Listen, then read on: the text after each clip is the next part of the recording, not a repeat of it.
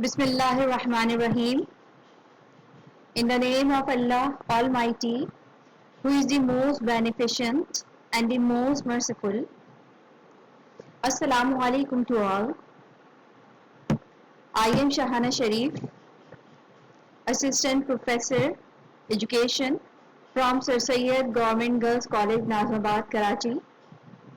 As per direction of respected Minister, Secretary College Education, Government of Sindh, channel for online lecture has been arranged for College Education Department.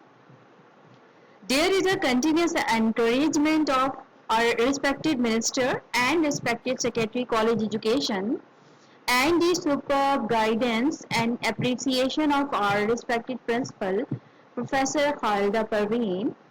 I am here to provide the assistant and content knowledge to the students of Humanities Group BA Part 1 for the subject Education.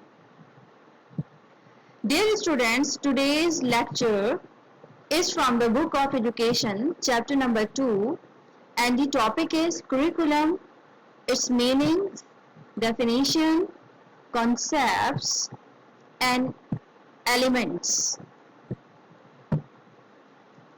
Now, come to the point. The word curriculum is derived from a Latin word courier, which means runway or path. It is a runway on which one runs to reach the goal. In various dictionaries, curriculum is often defined as the courses offered by a school, but it's rarely used in such a general sense in schools. Race course referring to the course of performances, activities, experiences through which an individual grows and becomes mature physically, mentally, emotionally, and socially, and ready to serve well for the society. There are various aims and objectives individuals set for their lives. To acquire these aims and objectives, they have chosen for various fields which are very close to their interests. They struggle their best to fulfill all the deeds and activities of a specific field they have already chosen. And this continuous strive assists them to reach their destinations. For example, if anybody wants to be an engineer, doctor, scientist, physicist, lawyer, etc., this would be his or her aim, and to acquire this aim, one must select the way and do struggle in that way to reach at his or her desired destination. Dear students, we further clarify the concept of curriculum with this definition stated in the Dictionary of Education. A simple way of considering the curriculum is to see in terms of four facets: content, methods, purposes, and evaluation. Dear students, let's try to explain this definition. Here, facet means feature or aspect. Aspects of curriculum as mentioned by P.J. Hill here are content, methods, purposes, and evaluation. This definition is clearly explaining the complete procedure of curriculum development. It shows that the content set to teach students has planned objectives. This content is transmitted to students with various teaching methods applied by the teachers. Learning takes place, and this learning is evaluated by the planned procedure of evaluation, which helps to reformulate the curriculum constituents which are needed to be modified. Now, come to the next definition of the curriculum that has been presented by Cunningham. Curriculum is the tool in the hands of an artist to mold his material in accordance with his ideas in his studio. In this definition, artist is the teacher, material is the pupil, ideal is the teacher's teaching methods and strategies, and studio is a school. It depends on the educators how they define or apply the term, or it depends on their viewpoints. Curriculum typically refers to the knowledge and skills students are expected to learn. Now, we will discuss the concept of curriculum.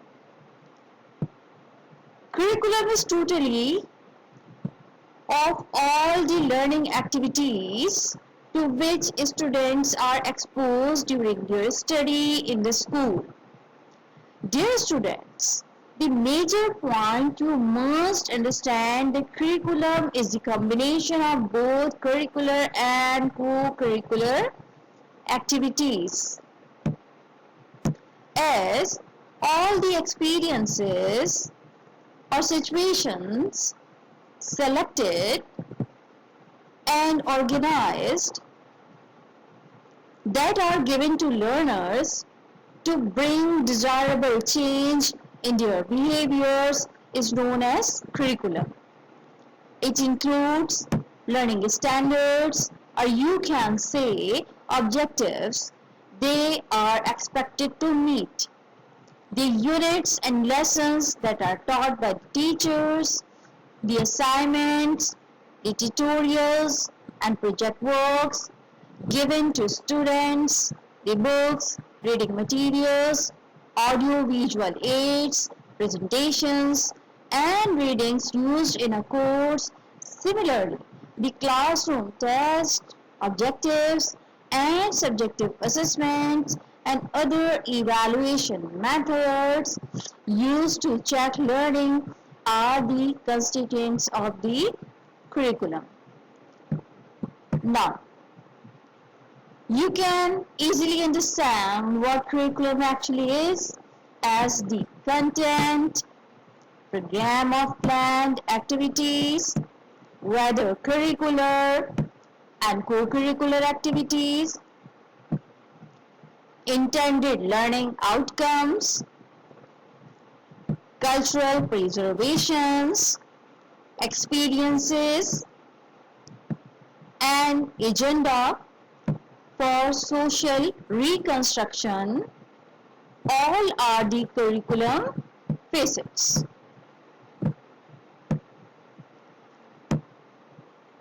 Now, dear students, what we have learned with this lecture, we have learned about the curriculum, that the subjects and materials to be taught by the educational institutions, typically it is listed as a set of subjects, but also may include the learning experiences, skills, and abilities students are expected to learn. Dear students, now you can describe about the curriculum that all experiences or situations selected and organized by institutions that are given to learners to bring desirable change in their behaviors is known as curriculum. That's all for today.